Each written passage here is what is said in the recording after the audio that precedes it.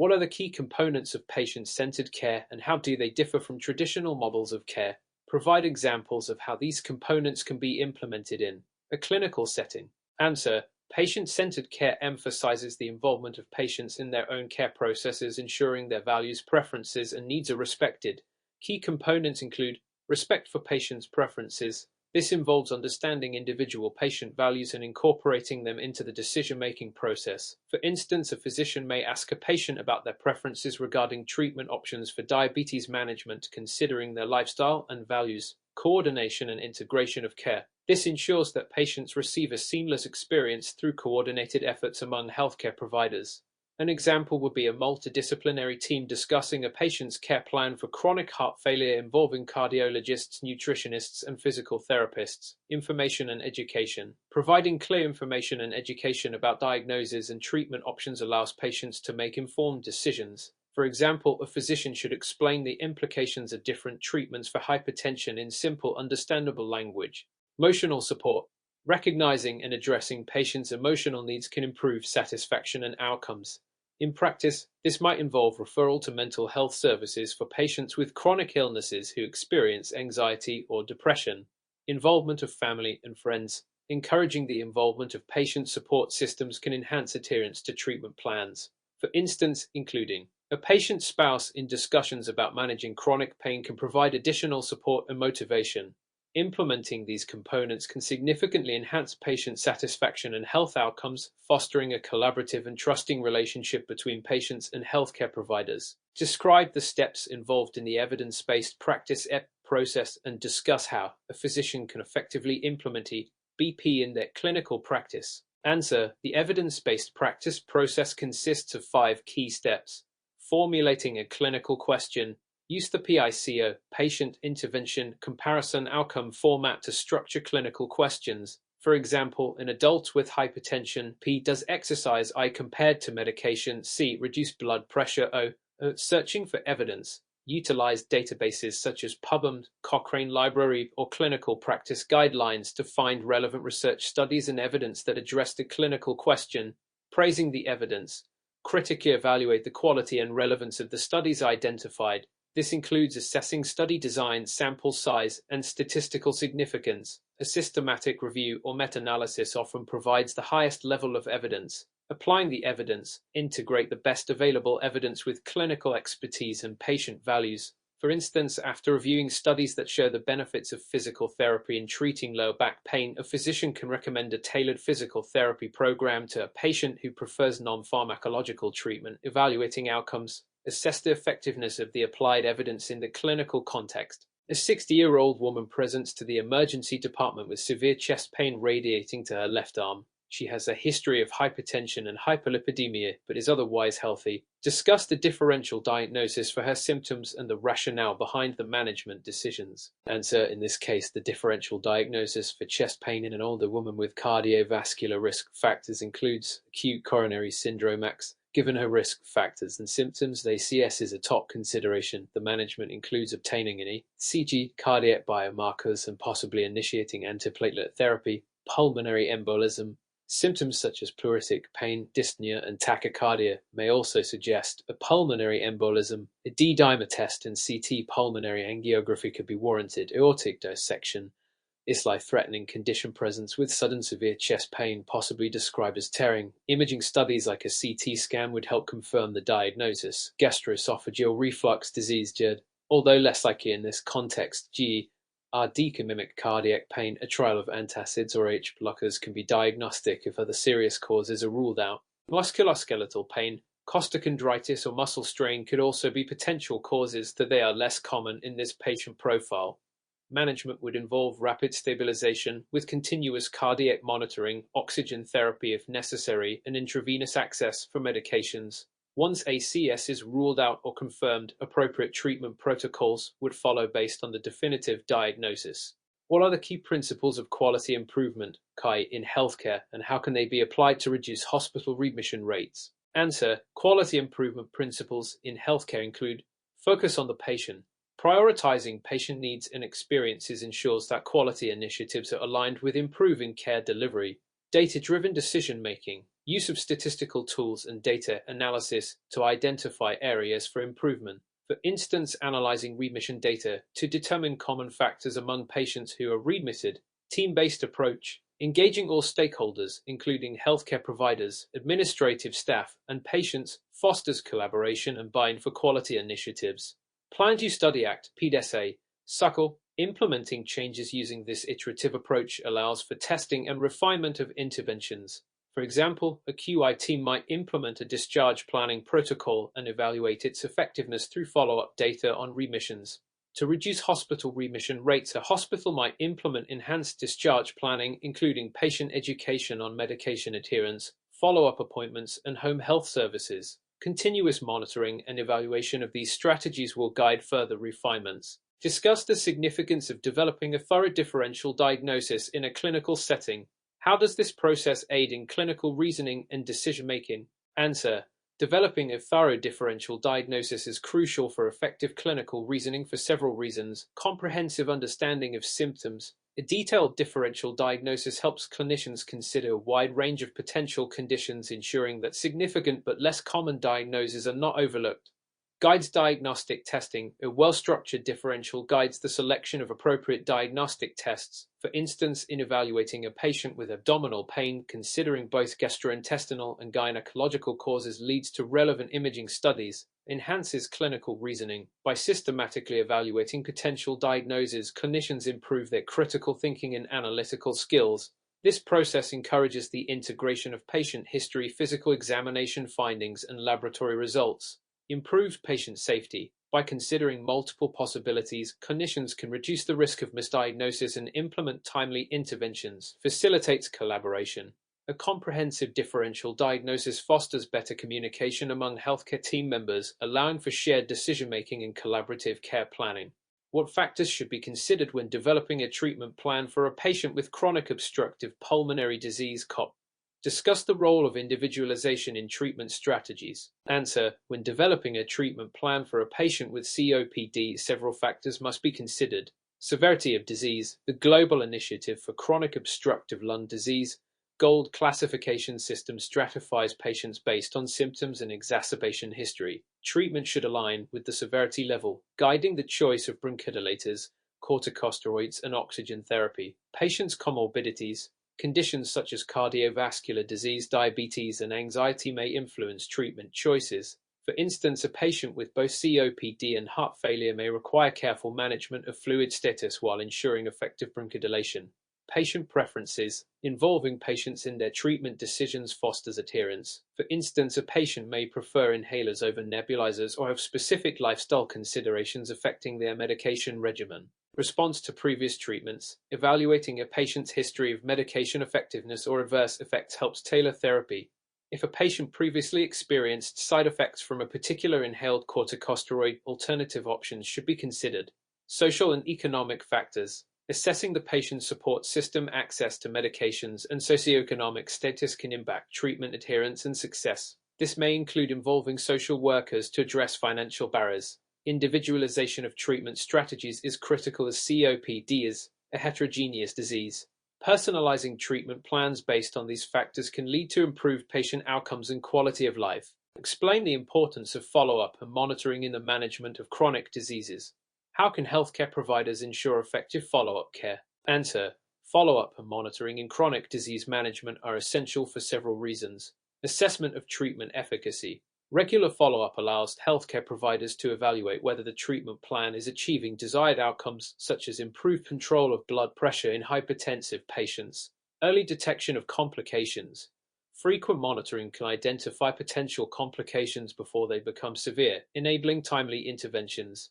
For example, regular eye examinations in diabetic patients can prevent vision loss. Patient engagement. Consistent follow-up fosters a therapeutic relationship, encouraging patients to take an active role in their health management. This engagement can lead to improved adherence to treatment and lifestyle modifications. Adjustment of treatment plans. Based on follow-up assessments, providers can modify treatment plans to optimize care. For instance, a patient whose asthma remains uncontrolled may need a reevaluation of their medication regimen or trigger management. Education and support. Follow-up visits provide opportunities for patient education about their condition, self-management strategies, and addressing any concerns or questions. To ensure effective follow-up care, healthcare providers can implement strategies such as utilizing electronic health records aids to track appointments and follow-up reminders, establishing a multidisciplinary care team to facilitate communication and coordination of care, employing telemedicine options for patients who may have difficulty attending in-person visits, providing clear follow-up instructions and encouraging patients to reach out with concerns between appointments. Discuss the role of preventive care in primary healthcare. What strategies can be employed to enhance health promotion and disease prevention among patients? Answer: preventive care is fundamental to primary healthcare, aiming to reduce the incidence and burden of diseases through proactive measures. The key roles of preventive care include early detection of diseases, regular screenings and assessments, e.g., mammograms, colonoscopies facilitate the early identification of diseases, improving treatment outcomes and survival rates. Promotion of healthy lifestyles, educating patients about the benefits of a balanced diet, regular exercise, and smoking cessation contributes to overall health and the prevention of chronic conditions. Vaccination programs. Immunization is one of the most effective preventive measures. Ensuring that patients receive vaccinations according to guidelines can prevent outbreaks of infectious diseases. Management of risk factors. Identifying and managing risk factors, e.g., hypertension, hyperlipidemia, through lifestyle interventions and medications can prevent the progression of chronic diseases. To enhance health promotion and disease prevention, healthcare providers can implement strategies such as developing community outreach programs to raise awareness about health risks and available preventive services, using motivational interviewing techniques to engage patients in discussions about lifestyle changes, collaborating with local organizations to create supportive environments for health promotion, such as exercise groups or nutrition classes, utilizing technology such as mobile health apps to provide patients with tools for self-management and health tracking. By integrating these strategies, healthcare providers can foster a culture of prevention, leading to improved health outcomes and reduced healthcare costs. What are the critical elements to include when taking a comprehensive patient history? How does the quality of the history impact clinical decision-making? Answer: a comprehensive patient history is essential for accurate diagnosis and effective management. Critical elements include chief complaint. The primary reason for the visit should be clearly documented, providing context for the rest of the history. History of present illness, HPA. Detailed exploration of the presenting symptoms, including onset, duration, characteristics, aggravating and alleviating factors, and associated symptoms, helps establish a clear clinical picture. Past medical history. Information about previous illnesses, surgeries, and hospitalizations is crucial for understanding the patient's overall health status, medications, and allergies. A thorough review of current medications, including over-the-counter and herbal supplements, and any known allergies, is vital for safe prescribing. Family history. Gathering information about hereditary conditions within the family can inform risk assessments and screening strategies. Social history. Understanding the patient's lifestyle, occupation, and social support can reveal factors influencing health and adherence to treatment. Review of systems, ROSE. A systematic review of other body systems can help identify additional concerns and guide further examination. The quality of the history significantly impacts clinical decision-making by providing a foundation for differential diagnosis formulation and prioritization of investigations, influencing the therapeutic approach as understanding patient preferences and values can guide treatment options, reducing the likelihood of misdiagnosis by ensuring a holistic understanding of the patient's health. Effective history-taking skills contribute to better patient outcomes and enhance the clinician's ability to deliver high-quality care. How can effective communication between healthcare providers and patients enhance treatment adherence? Discuss strategies for improving communication in clinical practice. Answer: effective communication is crucial for enhancing treatment adherence. It fosters trust, understanding, and engagement in the healthcare process. Key aspects include active listening. Healthcare providers should practice active listening by giving full attention to the patient, validating their concerns, and encouraging open dialogue.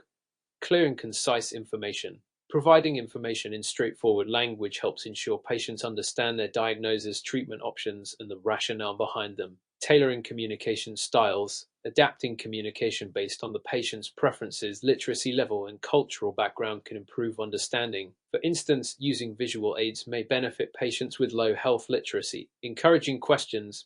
Creating an environment where patients feel comfortable asking questions fosters engagement and clarification of any uncertainties regarding their care. Follow-up communication. Implementing follow-up methods, such as phone calls or reminder texts, can reinforce treatment plans and encourage adherence. Involving family members. Engaging family members or caregivers in discussions about treatment plans can enhance support systems and adherence.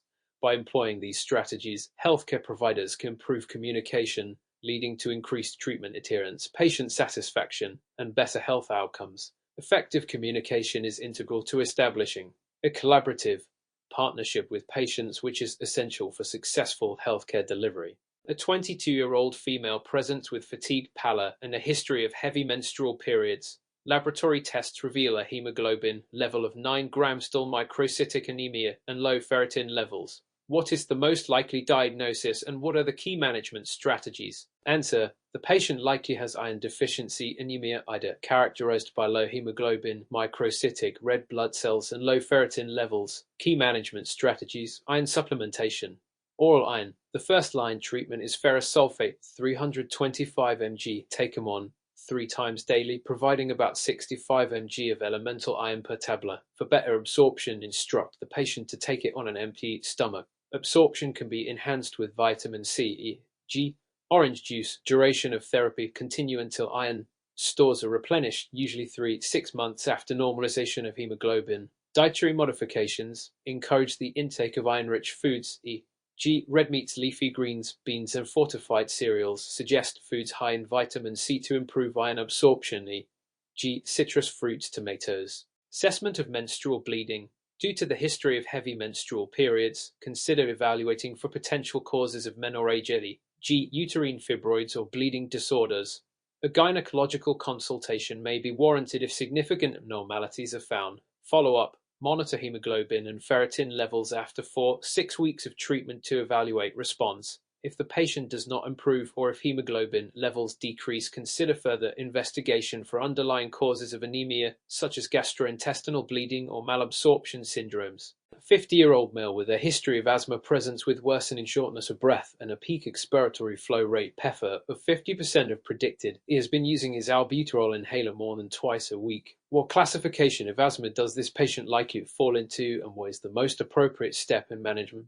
Answer: the patient likely has moderate persistent asthma, as indicated by the use of rescue medication albuterol more than twice a week and the significant impairment in PEFR.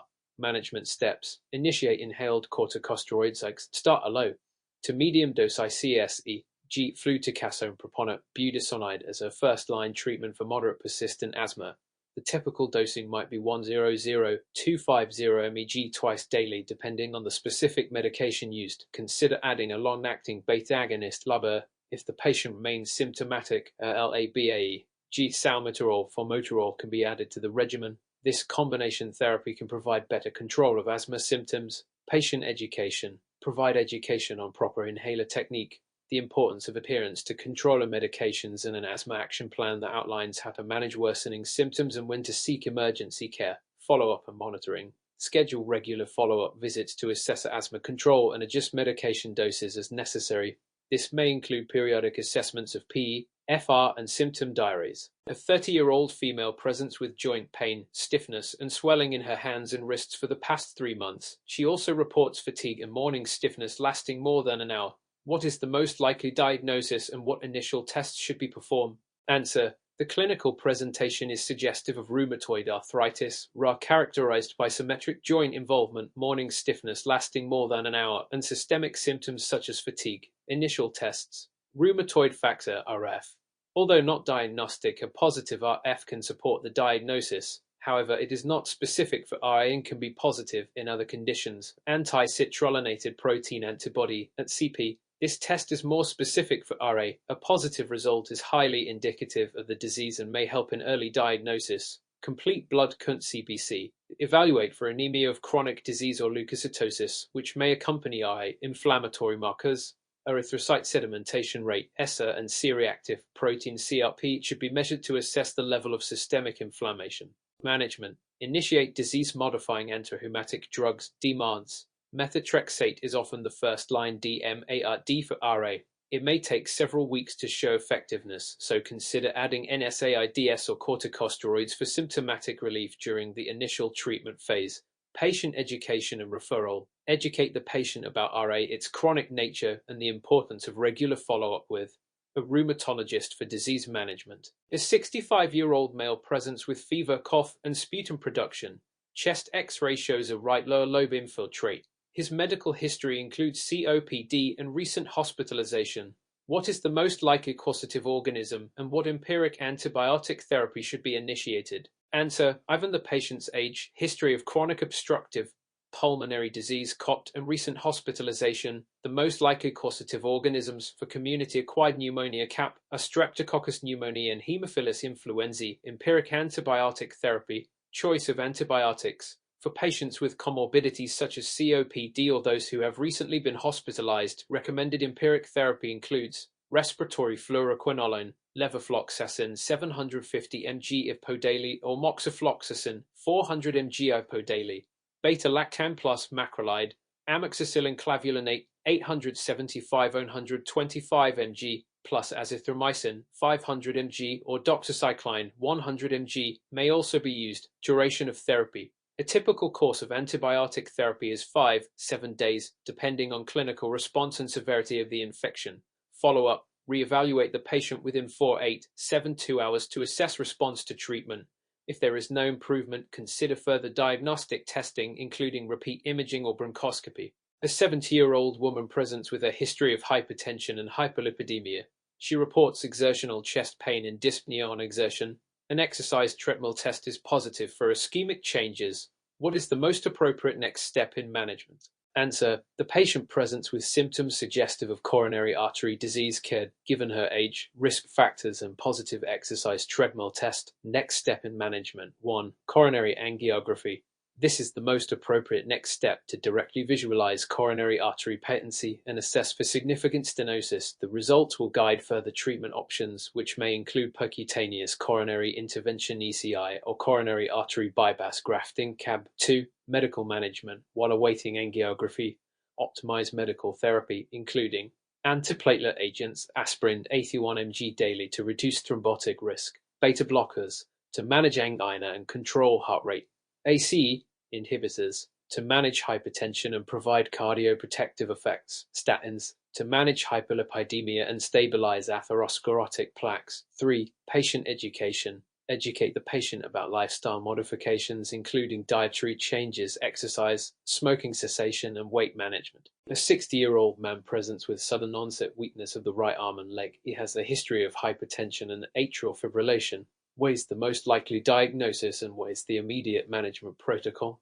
Answer: the clinical presentation is consistent with an acute ischemic stroke, likely secondary to embolism due to the patient's atrial fibrillation. Immediate management protocol: rapid assessment. Utilize the FAST, face, arm, speech, time method for quick evaluation of stroke symptoms. Confirm time of symptom onset to determine treatment options. Neuroimaging. Obtain a non-contrast CT scan of the head immediately to rule out hemorrhagic stroke before administering any thrombolytic therapy. Thrombolytic therapy.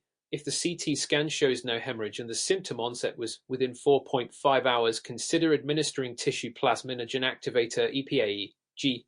Also plays at the dose of 0.9 mg, maximum 90 mg, with 10% of the dose given as a bolus over 1 minute, followed by an infusion over 60 minutes. Monitoring and support. Monitor the patient closely for any complications, including bleeding. Manage blood pressure and consider transferring the patient to a stroke unit for further care. A 28-year-old female at 36 weeks of gestation presents with severe headache, visual disturbances, and elevated blood pressure 160-100 Hg. Urinalysis shows 2 protein. What is the most likely diagnosis and what management steps should be taken? Answer: the patient is likely experiencing preeclampsia as indicated by the combination of hypertension, proteinuria, and symptoms such as headache and visual disturbances. Management steps: immediate assessment. Assess fetal well-being through fetal heart monitoring. Consider laboratory tests for liver function and kidney function. Magnesium sulfate. Initiate magnesium sulfate for seizure prophylaxis, typically given as a loading dose of 4-6 grams IV over 1-5-3 minutes, followed by a maintenance dose of 1-2 grams. Blood pressure control. Initiate antihypertensive therapy with medications such as libitalol or hydralazine to maintain blood pressure below 106 to 110 Hg. Delivery planning. The definitive treatment for preeclampsia is delivery. Discuss the timing and method of delivery with the patient considering fetal maturity and the severity of the mother's condition. Postpartum care. Monitor for resolution of preeclampsia symptoms and signs of postpartum eclampsia, which can occur in the days following delivery. A 45-year-old male presents with worsening abdominal pain, diarrhea, and weight loss. Colonoscopy reveals skip lesions and cobblestone appearance in the ileum. What is the most likely diagnosis and what are the first-line treatment options? Answer. The findings are consistent with Crohn's disease and inflammatory bowel disease characterized by transmural inflammation and skip lesions affecting any part of the gastrointestinal tract. First-line treatment options. Medications. 5-aminosalicylic acid, 5-ASAT compounds. Mesalamine may be used for mild to moderate cases. Corticosteroids. For moderate to severe flares, steroids such as prednisone may be initiated to control inflammation. Immunomodulators. Agents like azathioprine or methotrexate can be considered for maintenance therapy or in steroid-dependent patients. Biologic therapy. Anti-ENET agents e.g. infliximab, adalimumab are often effective for moderate to severe Crohn's disease. Nutritional support. Assess the patient's nutritional status and consider enteral nutrition, especially if the patient is experiencing significant weight loss or malnutrition. Surgical considerations. Surgical intervention may be required for complications such as strictures, abscesses, or fistulas. Surgery is not curative but can help manage complications. A 6-month-old infant presents with a persistent cough, wheezing, and difficulty breathing. The child was born prematurely and has a history of respiratory infections. What is the most likely diagnosis and what immediate management steps should be taken? Answer. The infant is likely experiencing bronchiolitis, a common respiratory infection in infants, especially those with a history of prematurity and recurrent respiratory infections. Immediate management steps. Supportive care. Ensure the child is in a comfortable position, providing oxygen therapy if the oxygen saturation falls below 90%. Hydration. Monitor for adequate hydration and provide intravenous fluids if the child is unable to maintain oral intake due to respiratory distress. Nebulized therapy. Consider administering nebulized saline or bronchodilators e.g. albuterol for wheezing, though the evidence for bronchodilator use is variable in this population. Monitoring. Continuous monitoring of vital signs, oxygen saturation, and respiratory status is essential. Hospital admission may be warranted if the infant shows signs of severe respiratory distress or dehydration. Education. Educate caregivers about recognizing signs of worsening respiratory distress and the importance of follow-up care. A 25-year-old male is brought to the emergency department after a motorcycle accident. He is unconscious with a Glasgow Coma Scale (GCS) score of 7. What are the immediate steps in the management of this patient? Answer. The patient is likely experiencing a severe traumatic brain injury given the low GCS score. Immediate management steps. Primary survey of the approach of airway. Ensure the airway is clear and provide airway management. If the patient cannot maintain their airway, consider intubation. B. Breathing. Assess for adequate ventilation and oxygenation. Administer supplemental oxygen as needed. C. Circulation. Check for signs of shock. Initiate IV access and administer crystalloids e.g. normal saline or lactated ringers to maintain blood pressure. D. Disability. Assess neurological status using the GCS and check for lateralizing signs. E. Exposure. Fully expose the patient to assess for other injuries while preventing hypothermia. Neuroimaging. Obtain a non-contrast CT scan of the head to assess for intracranial hemorrhage or other traumatic lesions. Neurological monitoring. Monitor vital signs, neurological status, and perform serial GCS assessments. Consider transferring to a trauma center if there are significant findings or if neurosurgical intervention is indicated. Team communication. Communicate effectively with trauma surgeons, neurosurgeons, and other specialties involved in the patient's care for collaborative management. Outline the steps involved in an outbreak investigation and explain the significance of each step. Answer. Define and confirm the outbreak. Establish case definitions and confirm cases to identify the outbreak scope. Describe the epidemiology. Collect data on the affected population, including demographic, clinical, and exposure information. Develop hypotheses. Generate potential sources and transmission pathways based on collected data. Analytical studies. Conduct cohort or case control studies to test hypotheses. Implement control measures. develop interventions to reduce transmission and protect the population, communicate findings, share results with stakeholders and the public for transparency and future prevention strategies. Significance. Each step is crucial for understanding the outbreak's dynamics and implementing effective public health interventions. Explain the roles of B cells and T cells in the adaptive immune response, highlighting their activation and functions. Answer. B cells activation, triggered by antigens binding to the surface receptors, often with help from helper T cells. Upon activation, they proliferate and differentiate into plasma cells. Function: produce antibodies specific to the antigen, neutralizing pathogens and marking them for destruction. T cells activation requires antigen presentation by major histocompatibility complex MHC molecules on antigen-presenting cells. X. Helper T cells (ED) assist in activating B cells and cytotoxic T cells (CD). Function: CD T cells directly kill infected or cancerous cells, while CD T cells enhance the immune response by releasing cytokines. Significance: B and T cells are crucial for establishing long-term immunity and memory, enabling a rapid response upon re-exposure to the same pathogen. Compare the roles of carbohydrates, proteins, and fats in human health, discussing their physiological functions and dietary sources. Answer. Carbohydrates. Role: primary energy source, especially for the brain and muscles during high-intensity exercise. Sources: fruits, vegetables, grains, and legumes. Proteins. Role: essential for growth, repair, and maintenance of tissues, serve as enzymes and hormones. Sources: meat, dairy products, legumes, and nuts. Fats. Role: concentrated energy source, important for cell membrane structure and hormone production, and necessary for the absorption of fat-soluble vitamins A, D, E. K. Sources: oils, butter, avocados, nuts, and fatty fish. Significance: balanced intake of macronutrients is crucial for overall health, supporting bodily functions and preventing nutrient deficiencies. Discuss the health belief model and its components in understanding health behavior change, providing examples of its application. Answer. The health belief model (HBM) posits that health behavior change is influenced by individuals' beliefs about health risks and benefits. Key components include perceived susceptibility, belief about the likelihood of experiencing a health issue, e.g., believing one is at risk for diabetes. Perceived severity, belief about the seriousness of the health issue, e.g., understanding the complications of diabetes. Perceived benefits, belief in the advantages of taking action, e.g., knowing exercise can lower blood sugar. Perceived barriers, beliefs about the obstacles to taking action, e.g., lack of time or access to facilities. Cues to action, triggers that prompt engagement in health behaviors, e.g., reminders from healthcare providers. Application example: public health campaigns to promote vaccination can highlight susceptibility to diseases and the severity of outbreaks, emphasizing the benefits of vaccination while addressing common barriers. Identify and discuss the impact of antimicrobial resistance (AMR) as a global health challenge and outline potential strategies for addressing it. Answer. Antimicrobial resistance (AMR) occurs when pathogens evolve to resist medications, rendering standard treatments ineffective. Key impacts include